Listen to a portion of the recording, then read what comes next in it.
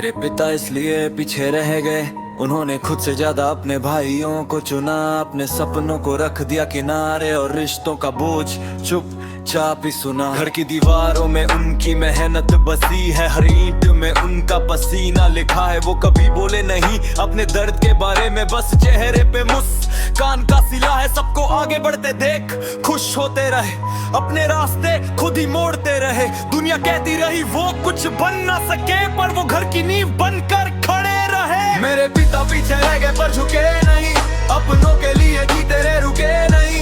सपने उनके कहीं रास्तों में खो गए, पर हमारे लिए वो कभी थके नहीं। मेरे पिता पीछे रह गए पर झुके नहीं, अपनों के लिए जीते रहे रुके नहीं। सपने उनके कहीं रास्तों में खो गए, पर हमारे लिए वो कभी थके नहीं। जब जेब में पैसे कम थे, फिर भी घर में खुशियां पूरी थी।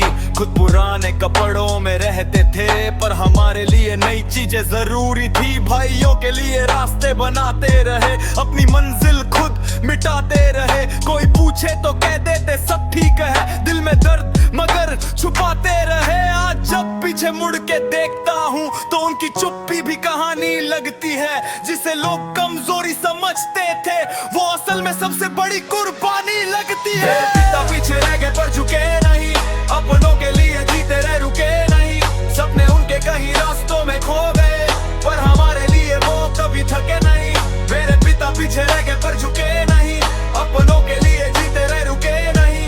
सपने उनके कहीं रास्तों में खो गए, पर हमारे लिए वो कभी थके नहीं। अब समझ आया उनकी खामोशी का मतलब, वो हार नहीं थे बस जिम्मेदार थे। अपनों की खुशी के लिए लड़ते रहे, वो दिल से सबसे बड़े दिलदार थे। आज अगर मैं कुछ बन जाऊं तो सबसे पहले उनका नाम होगा, क्योंकि मेरी हर जीत के पीछे मेरे पिता का ही काम होगा।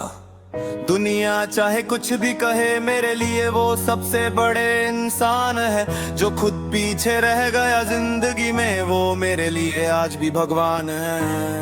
हाँ, कुछ लोग इतिहास में नहीं लिखे जाते, पर अपने बच्चों के दिल में अमर हो जाते हैं। मेरे पिता उन्हीं में से एक है।